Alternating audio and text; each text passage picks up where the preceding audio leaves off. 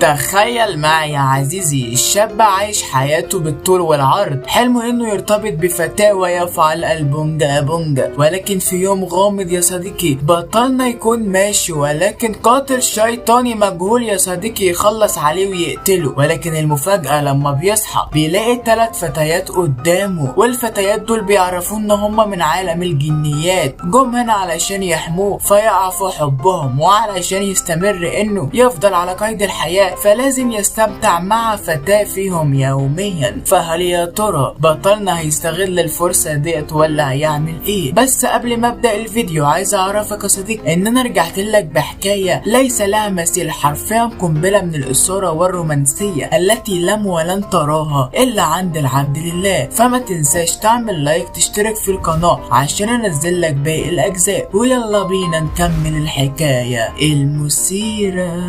بنروح للمدينة ديت وبالتحديدا للمنزل ده، وبنشوف بطلنا كانجو، وبيكون نازل من على السلم ومجهز نفسه ورايح للمدرسة، وبيكون كأنه جسد بلا روح، وبيكون متضايق جدا. بعدها بيبص على الفتاة اللي في بيته وبيعرفها ان هو رايح للمدرسة عايزة حاجة، وبيسيبها وبيمشي. بعدها بطلنا بيبص على السما وبيقول طقس رائع. بعدها بيبدأ يتحرك ويروح للمدرسة. بيوصل للمدرسة الثانوية، بنشوف جميع الطلاب وهم مشغولين بأمورهم، بالذات أوسم شاب في المدرسة يا صديقي، والفتيات بيكونوا متلمين حواليه وبيتكلموا معاه، على عكس بطلنا تماما اللي بيكون شخص وحيد جدا محدش واخد باله منه في الفصل. الواد الوسيم بيكون مميز في كل حاجة، حرفيا مفيهوش غلطة، والفتيات بيتهافتوا عليه. كانجي بيكون متضايق جدا لأنه طول حياته عايش وحيد وعمره ما دخل في علاقة مع فتاة، حتى الفتاة اللي بيكراش عليها مش قادر يروح يكلمها.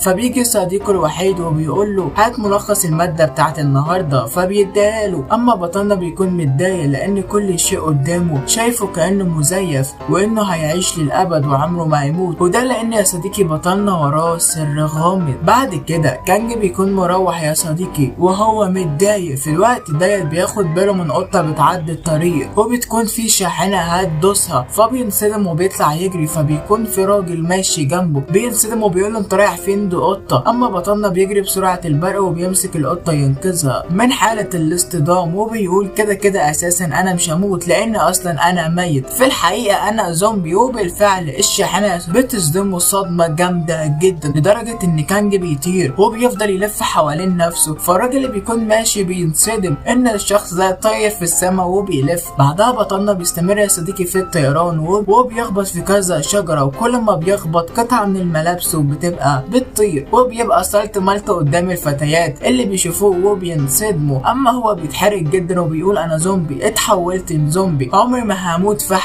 حياتي بائسة جدا. وبعد الحادثة الضخمة ديت صاحب الشاحنة بينزل، ولكن بينصدم لانه مش بيلاقي اي حاجة، والناس بيكونوا مصدومين الشخص ده اختفى فين. بعد كده كانجي بيرجع للبيت وحرفيا مش قادر يمشي من التعب والاصابات اللي هو اتعرض ليها. فبيلاقي نفس الفتاة الجميلة اهدى، ودي بتكون ميا يا صديقي، وبتكون مش بتتكلم، بتتواصل معاه عن طريق الكتابة. بتقول له اتأخرت ليه يا عزيزي؟ فبيعرفها ان هو اتعرض لحادث ضخم. فبتقول له ما انت كده كده زومبي مش هيحصل لك اي حاجة. بعدها بتعرفه ان هي حضرت الاكل. بعد كده يا صديقي بيبداوا ياكل. ميا بتطلب منه ان هي عايزة تستحم، فبيتفاجئ وبيتخيل يا صديقي ان هي بتقول له عمري ما اقدر اتخلى عنك، ادعك لي ظهري. بيتخيل ان هو يفعل البونجا بونجا مع ميا اللي بيكراش عليها، ولكن دي يا صديقي بتكون اوهام. بعد كده بيستمروا في الاكل، وبعد الاكل ميا بتقول له انا هنام. فبيتخيل ان هي بتقول له يا عزيزي تعالى نام معايا نحلم احلام سعيده. وطبعا ده يا صديقي بيكون في مخيله بطلنا المنحرف. بعدها يا صديقي بتطلب منه انه يحط لها بعض الرز زياده، فبيحط لها الرز وبتبدا تاكل. في الوقت ده بيبقى فيه فتافيت رز حوالين بقها، فبيقرب لازالتها، ولكن دي بصابع واحد بتضربه في ايده، حرفيا ايده بتتكسر. فبيقول لها مالك؟ فبتقول له انت مجرد خادم عندي، انا اللي رجعتك للحياه، فانت لازم تعرف حدودك كويس. فبيقول لها انا عارف ان انت رجعتني للحياه، بس انا مش عارف اصلا سبب موتي لان سبب موت شخص غامض. وبعدها بيكملوا الاكل، وبطلنا بيتذكر اليوم المشؤوم لما الشيطان طعنه في صدره ومات. بعدها صحي ولقى نفسه قدام ميا. وميا يا صديقي بتكون فتاة مش عادية، لان ميا بتكون ملكة الارواح والجنيات، وان هي بتقدر تستدعي الارواح، يعني استغفر الله العظيم كده. اما اما كانج بيقول انا عايش مع اجمل فتاة في حياتي في نفس البيت ومش قادر اقرب منها، يا سوء الحظ بتاعي. بعد كده كانج بيكون قاعد بيشم هوا في البلكونه، بيجيله اتصال من صديقه اللي بيقول له ما شفتش الاخبار عن القاتل المأجور ده بقى في الحي بتاعك، ما تطلعش بالليل الايام الجايه وخاف على نفسك. فبيقول له قاتل مأجور وبتنجاني يا عم؟ فبيقول له لا الكلام ده صحيح، القاتل المأجور في الحي بتاعك ده قتل اكتر من 20 شخص، انتبه. ولكن كانج مش بيحط في دماغه يا صديقي وبيروح لمكانه المفضل، وبيكون مكان خالي عامل زي المكان زي التراب، وبيكون قاعد بيشرب وبيسترخي وبيفتكر حياته اللي انتهت قبل ما بتبتدي وبقى زومبي. وبيقول المكان ديت مخيف جدا للبشر، ولكن بالنسبه لي ده ملجأ بعرف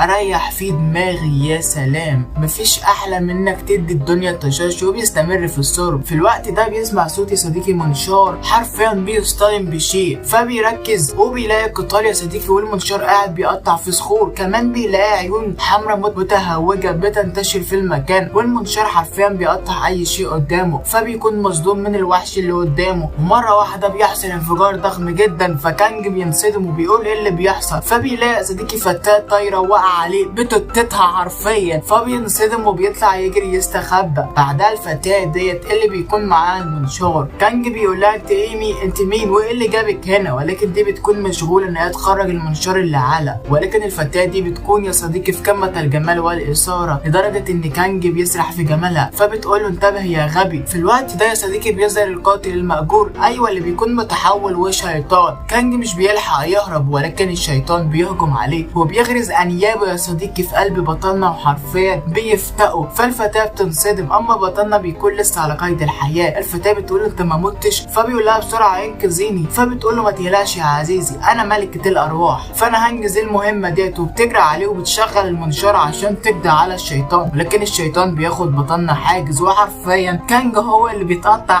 حيا يا صديقي. فكانج بينصدم وبيقول لا يخرب بيتك انا هموت، استخدمي قوتك يا فتاة. فالفتاة بتستمر يا صديقي في تقطيع بطلنا، ولكن بطلنا على اخر لحظه بيبعت. فالمنشار بينزل على القاتل المأجور، وفي النهايه بيقسمه وبيقضي عليه. بعدها بطلنا بيكون مرمي وهو مقسوم نصين، وبيقول لها يا غبيه انت قسمتيني. فبتتفاجئ وبتقول له ايه ده انت ما متش؟ فبيقول لها اكيد انا مش هموت. فبتقول له هو انت شيطان لازم اقضي عليك؟ فبيقول لها استني انا مش شيطان، انا مجرد شخص عاد للحياه، انا زومبي. بيطلب منها المساعده وان هي تجيب الجزء الثاني من جسمه عشان يقدر يتعافى. فبتقول له كده كده مش مهم، انت لازم تنسى كل اللي حصل. وبتقرب منه وبتعمل تعويذه يا صديقي عشان تنسيه الذاكره. فبينصدم وبيقول لها لا يا غبيه انا كده كده مش هفتكر اي حاجه. ولكن دي بتفعل التعويذه بس بالغلط يا صديقي. بطلنا بيمتص كل طاقتها والفتاه بتبقى عاديه جدا. فبتنصدم وبتبقى قدامه سالت مالتي. فكانج بينبهر وبيقول لها ايه الاسد، ايه الجمال اللي انا شايفه ديت. فبتتحرج وبتنزل في ضرب، حرفيا بتدوس على وشه دوس، وبتبدا تديله بالركلات وبتقول له انت منحرف. فبينصدم كانج بعد ما وشه باظ وبيقول لها انا ما عملتش حاجه للضرب ده كله، هو انا ليه حياتي صعبه كده؟ بعد كده كانج بيكون في البيت وهو معاه يا صديقي نفس الفتاه، ودي يا صديقي بيكون اسمها لوسي. كانج بيتضايق وبيقول لها انت ايه اللي جابك ورايا للبيت؟ فبتكون متضايقه وبتقول له انا هفضل معاك هنا لحد ما استعيد طاقتي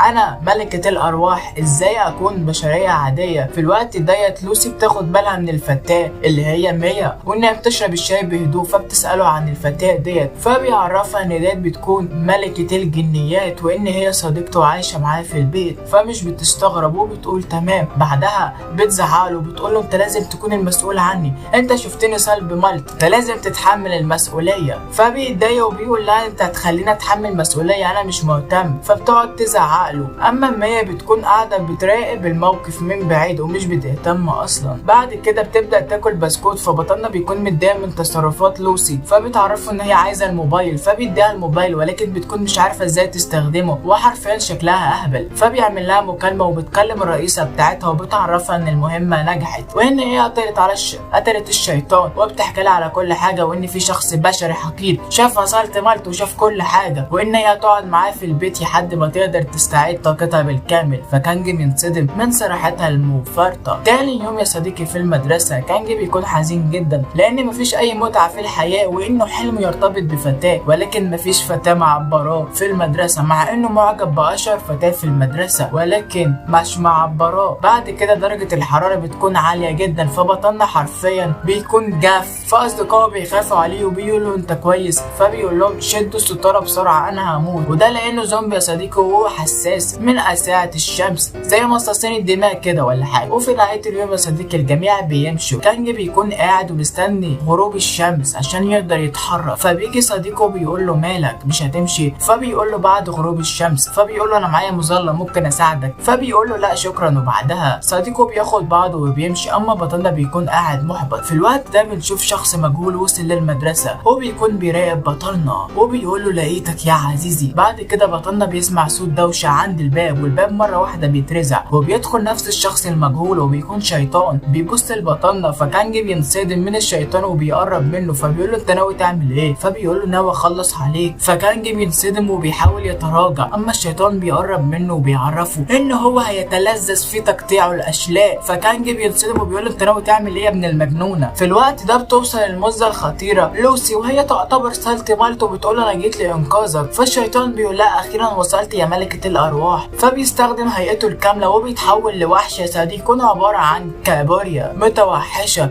في الوقت ده لوسي بتقول الشيطان ده من الدرجه ايه؟ فعلا هو قوي بس مش قدي لان انا هنا الاقوى. لوسي بتستخدم يا صديقي تعويذاتها عشان تتحول وتفعل قوتها. بالفعل بتلبس الفستان وبتكون خطيره، ولكن في الوقت ده بتختفي طاقتها تتلاشى وبتبقى سالت مالت فبتتحرق جدا. اما بطلنا بيتوتر فبتقول له ما تبصش ليا يا منحرف. في الوقت ده الشيطان بيرش غاز سام بيخلي لوسي انها تتجمد في مكانها وبتفتكر ذكريات من الماضي وحرفيا بتتاثر جدا وبتخاف. في الوقت ده الشيطان بيهجم على لوسي، ولكن بطلنا بيجري وهو بيحميها وبيتجرح في ظهره جرح. بيقول لها ما تقلقيش انا هحميك، انت هتقدري تهزمي الشيطان ده، تقومي يا فتاه استعيدي قوتك. في الوقت ده الشيطان بيهجم بايده وبيخليها تهجم على بطلنا، ولكن بطلنا بيمسكها بايده بيقول له هو انت نسيت ولا ايه؟ ده انا الالماني انا الاقوى هنا، انت مش قدي. فالشيطان بينصدم، اما كانج بيرمي الايد الكابوريا ديت بعيد وبيقول له يلا بينا جوله. فالشيطان بينصدم، ولكن بطلنا بيجري عليه وبيديله لكمات في بطنه. حرفيا الشيطان بياخد ولا يبالي، ياخد ولا يستطيع الرد، ركله يمين وركله شمال حرفيا في النهايه. وفي النهايه بيديله يا صديق الركله بيطيره وبيقع بعيد الشيطان. فبينصدم وبيقول له انت ازاي بشري بالقوه ديت يخرب بيتك؟ حتى لوسي بتكون منبهره من قوه بطلنا الجباره التي ليس لها معنى. في الوقت ديت كانج ايده بتتكسر وبيقول اوف يا نهار اسود ايدي اتكسرت، يخرب بيتك اشتريتك فولاذ. في الوقت ديت لوسي بتقول له خد المنشار بتاعه واستخدم قوته وفعلها واهزم الشيطان. وبالفعل كانج بيقول له التعويذه مع لوسي، ومره واحده بيلاقي نفسه لابس فستان يا حلاوه. فبينصدم وبيقول اخرتها البس فستان فتيات. في الوقت ده الشيطان بيتريق عليه وبيقول له حتى انت بقيت منحرف وليك في الكلام ديت. فكانج بيتضايق جدا وبيطلع يجري عليه وبالمنشار حرفيا يا صديقي. في الوقت ده بيحصل انفجار ضخم جدا لدرجه ان الجميع في المدرسه بيشوفوه. بعدها بنشوف يا صديقي الشيطان وهو طاير وبطلنا وراه وحالف انه يقسمه نصين، وبالفعل بيقسمه نصين وفي النهايه بيقضى عليه. كانج بيكون فخور بقوته ولكن بيدرك ان هو طاير، ومره واحده بيقع على الارض زرع بصل. فالجميع بينصدموا وبيبصوا على كانج بيلاقوه لابس زي فتيات، فبيتحرك جدا وبيحاول يشرح لصديقه، ولكن الجميع بيطلع تليفونه وبيبدا يصور يا صديق. حتى بيشوف اجمل فتاه في المدرسه وهي بصاله بصه مقززه، فبيحبط جدا وبيتضايق وبيقول مش زي ما انتوا فاكرين. في الوقت ديت بتيجي فبيقول لها قولي لهم الحقيقه الفستان ده مش بتاعي. فبتقول له هات الفستان يا حرامي يا منحرف، وسمعته حرفيا بتبوظ في المدرسه. فبيكون في غايه الانهيار يا صديقي وبيطلع يجري. بعد كده بيتذكر بطلنا اليوم اللي هو كان رايح فيه السوبر ماركت ولاول مره شاف فيه ميا ولقاها فتاه غامضه احدى، وبعدها اتفاجئ ان ظهر شيطان من العدم وقتله. بعدها تم احيائه مره اخرى بواسطه ميا ملكه الارواح. طبعا ده يا صديقي بذر ميت لا يمت الواقع بصله. بعد كده يا صديقي شوف بطلنا وهو في المدرسه وبيكون متضايق وبيبص على اجمل فتاه في المدرسه وبيقول بعد اللي حصل ديت استحاله تحبني. بعد كده يا صديقي كانج بيجيب بيجيب صندوق الطعام اللي لوسي بتكون عملته له. بيكون خايف من الطعام ولكن بيفتح، ولكن بينبهر لما بيلاقي الرز بالبيض يا صديقي بيلمع وشكله بيكون جميل جدا، فبيتفاجئ وبياكل. والمفاجأة انه بيكون طعمه لذيذ جدا لدرجة ان كل الطلاب بيشموا ريحته وبيطلبوا ان هم يدوقوا الطعام ديت وبيدوا له الطعام بتاعهم، والجميع بيكونوا منبهرين من اكل لوسي. بعد كده كانج بيرجع ولوسي بتقول له ايه رايك في الاكل؟ اكيد كان جامد، مش محتاجه انك تشكرني وتبوس ايدي. فبيقول لها كان حلو بس ما تبقيش متغطرسه، بعدها غيري مش كل شويه رز وبيض. فبتقول له انا ما بعرفش اعمل غيره، وغير كده يا غبي انا هكون زوجتك المستقبليه فانت لازم تحترمني، اي حاجه اعملها انت تاكلها في المستقبل. فكانج مش بيحط في دماغه وبياخد بعضه وبيمشي. بعد كده ميا بتعرف بطلنا ان هي جعانه، فبيروح يا صديقي يجهز اللحمه وبيبدا يجهز الطعام. وبعد كده الاكل بيكون لذيذ جدا، وبعد كده كانج بيعمل طعام كتير جدا وبيكون منبهر. فميا بتعجب وبتقول له الطعام شكله لذيذ، فبيتخيل كالعاده ان هي بتقول له اكلني في بقي يا عزيزي، وشغل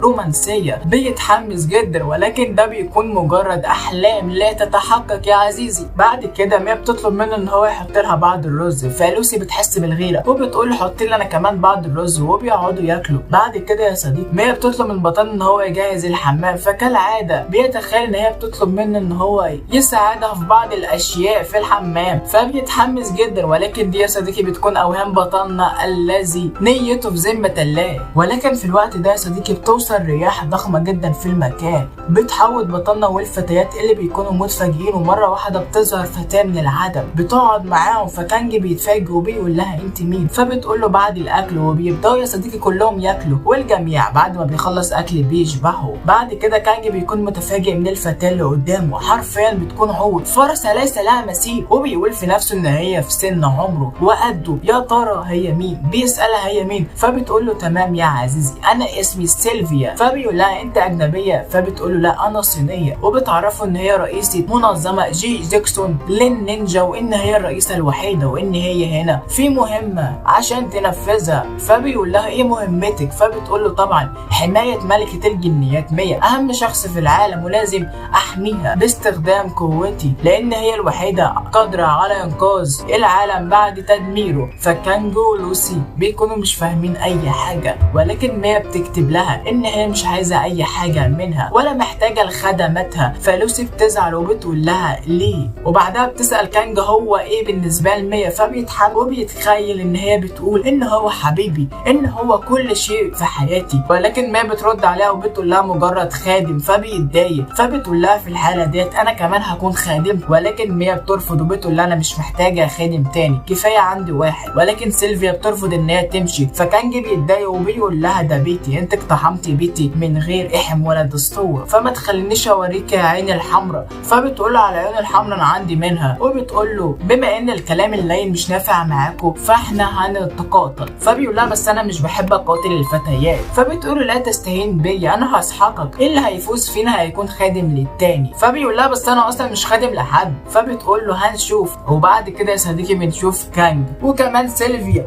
وهم واقفين ومستعدين للقتال. فبتظهر لوسي وبتقول له استنى. فبيقول لها حبيب انا عارف ان انت خايفه عليا ومش عايزاني اقاتل ما تقلقيش. فبتقول له استنى ايه يا غبي، انا بقول لك استنى عشان اقول انا هبدا القتال، انا هكون الحكم، انت لازم تتقطع النهارده. فبينصدم من الفتاه الجريئه ديت اللي عايزه تخلص عليه، وان مفيش فتاه بتحبه في هذا العالم القاسي. في الوقت ديت سيلفيا بتقول له يلا اهجم من الاول عشان لما اقطعك ما تزعلش. فبيقول لها الفتيات اولا. سيلفيا عينيها بتقلب اللون الاحمر وطاقتها بتبدا تشتعل، وبتخرج سيف من اوراق الشجر واهلتها السيف بتكون مرعبه. فكانج بيقول لها يلا بينا نبدا، شكلك قويه وهستمتع بالقتال. وبالفعل سيلفيا بتهجم عليه بسرعه البرق بهجمات حرفيا سريعه جدا، البت بتكون غشيمه. فكانج بينصدم وبيحاول يتفادى الهجمات المميته ديت، ولكن بتكون هجمه هتقطع راسه حرفيا، فبيتفاداها على اخر لحظه، والهجمه حرفيا بتقطع الصخره اللي وراه. فبيكون مصدوم وبيقول لها وانت هتقتليني فعلا. ولكن مره واحده سيلفيا بتختفي، فبيحاول يبص ويدور عليها، ولكن مره واحده بتهجم عليه صديقي من ظهره وبتجرحه جرح عميق، فبينصدم. اما سيلفيا بتقول له دي تقنيه الاساسيه بتاعتك. فبطلنا بيقع على الارض، وسيلفيا بتقول له انت ضعيف، ما توقعتش انك بالضعف ديت. ولكن بطلنا بيقوم يا صديقي يكمل القتال، بيحاول يتفادى هجمتها المميته. البت حرفيا ليس لها مثيل في استخدام السيف. سيلفيا مره واحده بتختفي مره تانية يا صديقي، وبتبدا تشرح له ان هي هجمتها ان هجماتها بتكون مميتة وكمان بتخترق الاعضاء، وان هي مش فتاة عادية، هي فتاة من اقوى النينجا في هذا العالم. ومرة واحدة بتظهر من وراه، فكانج بيحاول يتفادى الهجمة ولكن دي بتقطع ايده فبيتألم. في الوقت ده سيلفيا بتستخدم قوتها السرية وحرفيا بتطعنه في صدر كانج، ولكن كانج بيمسك السيف بايده التانية وبيقول لها بس انا لسه عايش عشان انا زومبي، وبيديها بالروسية يا صديقي. فالفتاة بتتفاجئ وبتقع على الارض. بعدها كانج هو كمان يا صديقي بيقع على الارض بسبب ان الروسية كانت جامدة حبتين. فسيلفيا بتتضايق جدا وبتستخدم قوتها وبتطير وبتبدأ تظهر على شكلها الحقيقي، وبتكون يا صديقي في الاساس مصاص الدماء. بتطير يا صديقي وبتهجم على بطلنا بهجمات كتيرة بعيدة المدى، فكانج بينصدم وبيحصل انفجار ضخم جدا وكانج بيتأثر. ولكن مرة واحدة بنلاقي يا صديقي ايد كانج طايرة وبتخبط سيلفيا في بطنها وبتوقعها على الارض وبتهزمها وبتوقعها يا صديقي. فسيلفيا بتتضايق وبتمسك الكيجي كاني وبتحدفه عليه يا صديقي وبتخرم دماغه وبتقع على الارض مهزومة يا صديقي. بعد كده سيلفيا بتعترف بالهزيمة وبتعرفه ان كانج انت هزمتني وعشان كده انا هكون خادمتك. فبينصدم وبيقول لها بس انا مش عايزك خدامة. فبتقول له ده مش قرارك، خلاص انت هتكون السيد بتاعي. فبينصدم من قرارها، ولكن في النهاية بتعرفه ان هي هتروح ترتاح في البيت وبعدها هتجيله وبسرعة البرق بتختفي. بعد كده كانج ولوسي بيروحوا للبيت، وكانج اول ما بيوصل بينصدم لانه بيلاقي صديقي سيلفيا بتصب الشاي ليه 100 وبيقول لها انت اللي جابك هنا. فبتقول له زي ما قلت لك هروح بيتي. فبيقول لها بس ده بيتي انا. فبتقول له ما انت السيد بتاعي وانا هبقى الخادمة بتاعتك. فمية بتستغرب وبتسأله هو ايه اللي حصل. فبيعرفها ان هو هزمها في القتال وان هي بقت الخادمة بتاعته، وبتقول له ده مش اختيارك علشان احميك انت ومية، لازم اكون انا الخادمة وانت السيد.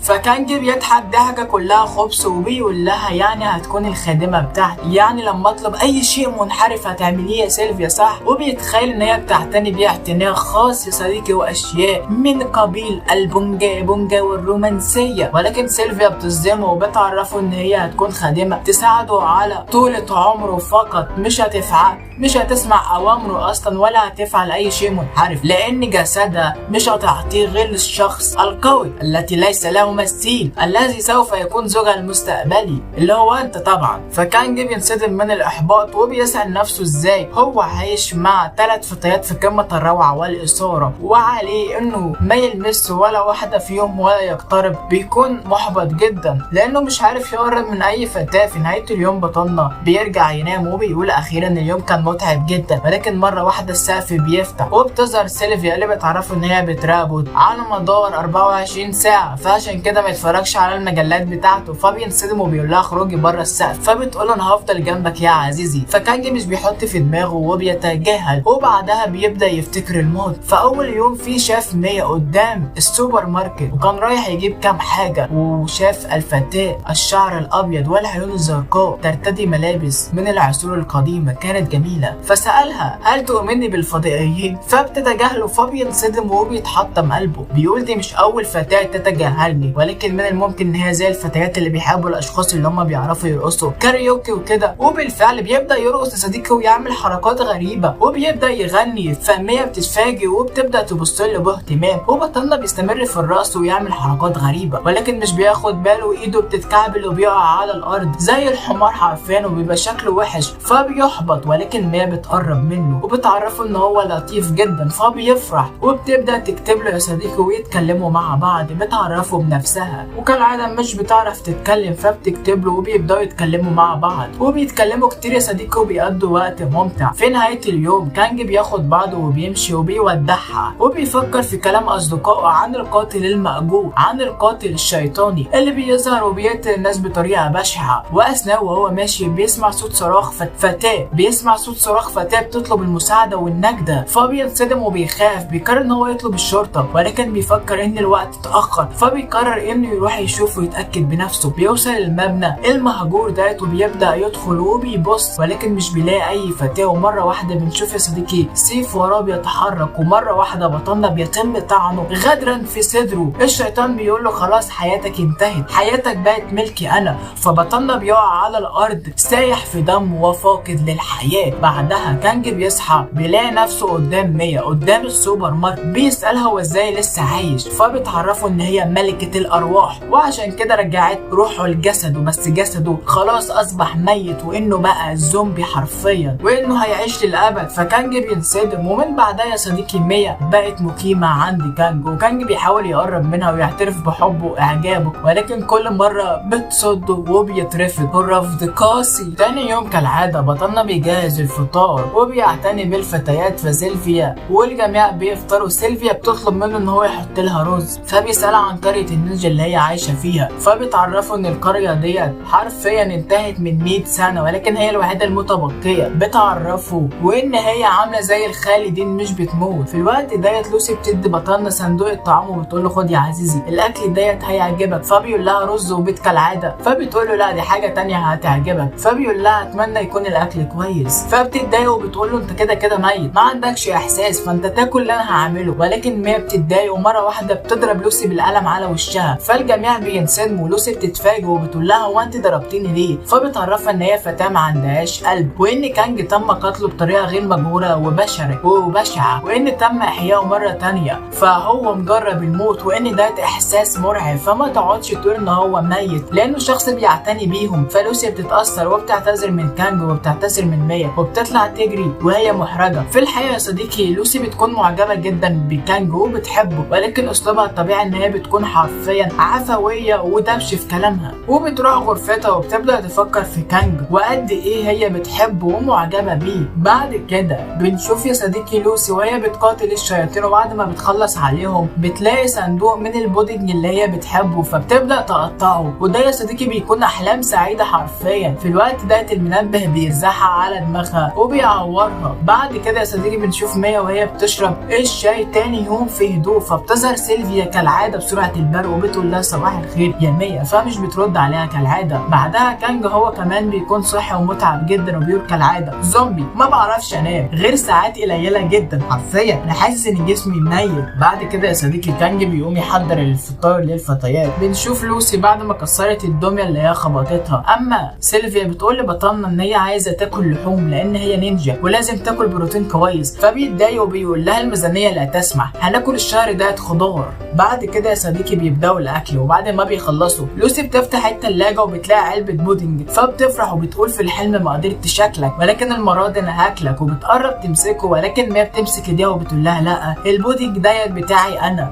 بعد كده يا صديقي بنشوف الفتيات اللي هم بيبداوا يلعبوا لعبه الاحاجيه، كل شخص يشيل مكعب واللي يوقع المبنى يخسر، وبيستمروا في اللعب يا صديقي، وكل واحده بتلعب على طريقتها بطريقتها، وطبعا مفيش ولا واحده فيهم بتفوز. فبيبداوا يتكلموا على كانج وقد ايه هو شخص وسيم، ومن الواضح ان الثلاث فتيات يا صديقي معجبين بيه، يعني الشخص حظه اتضرب في 3. اما كانج بيكون يا صديقي قاعد في المدرسه وهيموت من اشعه الشمس وحرفيا بقى جاف، فاصدقائه بيتفاجئوا بيه يقولوا انت كويس، فبيقول لهم انا كويس بس الشمس حرفيا حراقه بعد الشيء. بعد كده يا صديقي بنشوف صديقه وهو معاه تذكرتين لمحل جديد العاب فتح، بيروح يطلب من الفتاه ديت ولكن بترفضه، بيروح يطلب من الفتاه الثانيه فبتقول له انت كويس وكل حاجه بس مش نوعي المفضل، بيروح لاي فتاه ثانيه يا صديقي والجميع بيرفضوه، فبيحبط جدا وبيروح لكانج بيقول له انت اكيد مش هترفضني، هتيجي معايا المحل الالعاب ونستمتع. فبيقول له هو انت ليه مش هتروح مع فتيات؟ فبيقول له فتيات ايه يا عم، دول بيمشوا معايا عشان فلوسي، سيبك منهم دول ماديات حقيرات. في الوقت ده الفتيات اللي هيموتوا ويتعرف عليهم بيكونوا واقفين وراه وبيسمعوه، فكانج بينسلم وبيمسكه يمنعه من الكلام وبيقول له خلاص انا هاجي معاك، فبيقول له انت صديقي المفضل. بعد كده كانج وصديقه بيروحوا محل الالعاب، وكانج بيفتكر ان المدير قال له ان هو لازم يلبس قناع عشان لما يعمل اي حاجه او يتعرف على اي فتاه فما تعرفش شخصيته الحقيقيه، ولكن كانج رفض. فبيقول له ليه يا عم، ده الجميع بيلبسوا اقناع عشان يتصرفوا بحريه ومحدش يعرف شخصيته. فبيقول له فكك. بعدها بنروح للفتيات وهم مستمرين في اللعب، وبعد كده سيلفيا بتقول لوسي انا فزت عليكي، ولكن لوسي بتستخدم المنشار وعارفين بترتب يا صديقي الاحجيات وبتقول لها لا انا اللي فزت، وبيتعادلوا فبيلعبوا لعبه ثانيه يا صديقي هم الثلاثه، ولكن اللي بتفوز يا صديقي ميا ولا واحده فيهم بتقدر تفوز، فبيلعبوا لعبه ثالثه وهي يا صديقي الرقص بطريقه معينه. وزي ما انت شايف يا صديقي الجمال موجود، الاثاره موجود، الرومانسيه موجود، الجسد الذي ليس له مثيل موجود، وبيستمروا في اللعب ولكن بيتعادلوا في كل مره ولا واحده فيهم بتقدر تفوز. بعد كده كانج وصديقه بيدخلوا الداخل بالتحديدا عند لعبه البولينج، وصديقه بيكون منبهر من الفتيات وبيقعد يبص على الفتيات وبيقول له بص البنت ديت جميله جميله، شوف ذو الكرات البرتقال المفعصه. هو بيبدا يفسر كل فتاه وبيقول دي اجمل فتاه انا شفتها في حياتي. في الوقت ده كانج بيكون مش مهتم وهو بيفكر في حياته، هو بيفكر في الثلاث فتيات اللي هو معجب بيهم ولا عارف حتى ياخد خطوه ويقرب منهم. في الوقت ده صديقه بيقول له اوف في فرصه جامحه قدامي،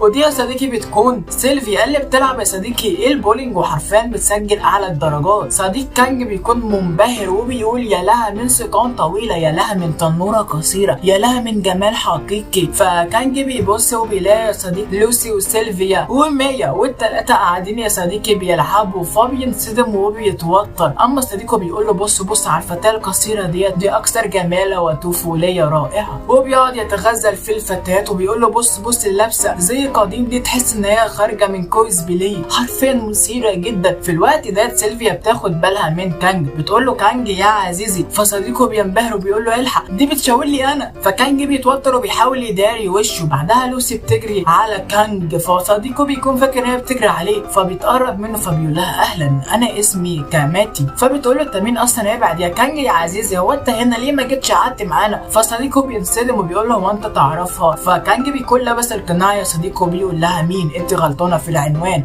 انا الشيطان المحقق. وده يا صديقي بيكون اسم الشخصيه اللي هو بيكون لابسها. ولكن بتيجي سيلفيا وميا وبيقولوا له كانج ما تحاولش تتظاهر احنا عارفينك. فبينصدم، اما صديقه بينصدم وبيقول له هو انت تعرف الثلاث جميلات دولت؟ وبيمسك فيه وبيقول له ازاي تعرف الجميلات دولت وما تعرفنيش عليهم؟ يعني انت مرتبط بثلاث فتيات يا ابن المحظوظ وفي المدرسه عامل نفسك شخص متوحد، يخرب بيت جمدانك. وبيقعد يا صديقي يزق فيه. فكانج بيحبط وبيتضايق وبيقول له اسكت يا غبي. فلوسي بتقول له مش بس كده احنا كمان عايشين في بيت واحد. فصديقه عقله حرفيا بيطير وبيقول له عايش في بيت واحد؟ انا مش هحقد عليك، انا مش هحسدك، انا مش هغل منك، انا مش متضايق. وواضح يا صديقي على وشه وان الكنز عاده يا صديقي بترتعش من كتر الحقد. بيجري عليه وبيقول له كانج انت لازم تعرفني كل حاجه، هو ايه اللي بيحصل؟ فكانج بينصدم ولكن بيقرر ان هو يقول له على كل حاجه. وبيخترع قصه وهميه، بيعرف ان دولت بيكونوا بنات عمه وجايين من بره لإقامة يقعدوا معاه في البيت لا اكتر ولا اقل. فصديقه بيقعد محبط وبيقول له يعني انت عايش مع ثلاث فتيات في بيت واحد؟ بيتخيل كانج انه مع لوسي بيعتني بيها ولوسي وهم قاعدين بيلعبوا العاب الفيديو بيتغزل فيها وهي كذلك. بعدها بيتخيل ان هو مع لوسي ومع سيلفيا وقاعدين بيلعبوا لعبه البونجا بونجا وبيفعلوا حاجات مش عاديه، حاجات مليئه بالرومانسيه والاثاره. فبيحكد عليه وبيقول له انت احسن مني في كل حاجه. في الوقت ده صديقه بتجيله رساله فبيفتحها، فلوسي بتقرب وبتقراها وبتفين يا عزيزي. فصديقه بينصدم وبيقول له طب ما انت اهو كمان معاك فتاه وبتوعدها. فبيقول له لا دي زي اخت، تعالى معايا المستشفى. وبالفعل بياخده للمستشفى وبيعرفوا ان اللي فوق هي اجمل فتاه في المدرسه ولكن مصابه. فبينصدم لان هي اختفت بقالها كام يوم ومحدش عارف هي راحت فين، واعتقد الجميع ان هي نقلت لمدرسه تانية. بعد كده بيوصلوا يا صديقي للغرفه 305 واول ما بيدخلوا كانجي بينبهر من اجمل فتاه في المدرسه. فالفتاه اللي بيكون اسمها كاكاني بتنبهر لان هي اصلا بتكون معجبه بكانج. اخيرا جيت، انا كنت عايزه اشوفك. وبعدها بتبدا تعدل في شعرها يا صديقي وترتب امورها وبتساله هل هي جميله. فبيتوتر وبيقول لها انت جميله. فبتتحرك جدا وبتعرفه ان هي كانت نفسها تشوفه وتسمع صوت، لان هي بالنسبه لها انت مش مجرد شخص عادي، انت مجرد شخص غالي على قلبي. فبيتفاجئ وبيسالها هو ايه اللي حصل لها. فبتعرفه ان هي تعرضت للقاتل الشيطان اللي بيقتل البشر ولكن لحسن الحظ قدرت تنقذ حياتها، بس للاسف ابوها وامها مات. فبيحزن جدا وبيعرفها ان الحياه قدامها طويله ولا تحزن. في الوقت ده ميتو بياخد باله ان اكاكاني عايزه تتكلم مع بطلنا لوحدهم. فبيقول لها هات الورد اللي بيكون بطلنا جابهولها، هروح احطه في المزاريه. وبيسيب لهم الطريق واسع. بعد كده الاتنين بيكونوا قاعدين ساكتين تماما، ولكن كاني بتقعد تبص لبطلنا بكل حب. اما هو بيسالها هل هي فاكره شكل القاتل، فبتنصدم وبتسكت. فبيقول لها خلاص لو مش حابه تقولي، ولكن بتقول له بس انا شفته. فبيقول لها اوصفهولي. فبتعرفه ان القاتل كان لابس زي قديم تشبه ان هي فتاه ذو شعر ابيض فضي وعينين زرقاء بدون اي رحمه، حاولت تقتلني وقتلت عيلتي. فكانجا اول ما بيسمع الكلام ده بينصدم وبيقول دي مواصفات ميا، هل من الممكن ان ميا تكون هي القاتل؟ فكاني بتقول له هو انت تعرفه؟ فبيقول لها بشبه بس مش عارف. فبتجري عليه وتمسكه بتقول له يعني انت تعرفه بجد؟ انت تعرف القاتل؟ فبيقول لها ما اعرفش، بس المواصفات اللي انت قلتيها ديت شبه شخص ممكن اعرفه. بتقول له انا خايفه ان هو يحاول يقتلني تاني وبتقرب منه بطريقه مغريه. فبطلنا بيتوتر ووشه بيحمر. فبتقول له مالك يا عزيز وبتقرب ايديها على راسه. هو انت وشك احمر كده ليه؟ فبيقول لها انا كويس وبيبص في الارض. فبيلاقي سيف خشبي. فبيقول لها ايه السيف ديت؟ فبتعرفه ان هي خايفه ان القاتل يحاول يقتلها تاني وعشان كده هي جايبه السيف ده لحمايه نفسها. فبيطمنها ان خلاص القاتل مش هيحاول يقتلها مره وبتعترف له باعجابها بيه وان هي عايزه تفضل معاه. بتطلب منه ان هو يفضل يزورها مره تانية قبل ما تسافر لان هي هتسافر لجدتها في طوكيو بعد كام يوم وان هي عايزه تقضي معاه. فبيتوتر ولكن بيوافق. فمية بتكون في غايه السعاده. اما كانج بيسال نفسه هل فعلا مية هي القاتل ولا لا. بعد كده بنروح لسيلفيا ولوسي وهما مستمرين يا صديقي في اللعب وبيلعبوا لعبه تانية وكل واحده بتستخدم كل قوتها عشان يفوزوا لدرجه ان هما بيحطوا كانج رهان واللي هتفوز سوف تفعل البونجا يا بونجا. اما يا صديقي مية بتكون قاعده وهي الحاج وبتكون قاعده بكل برود. فمن رايك انت يا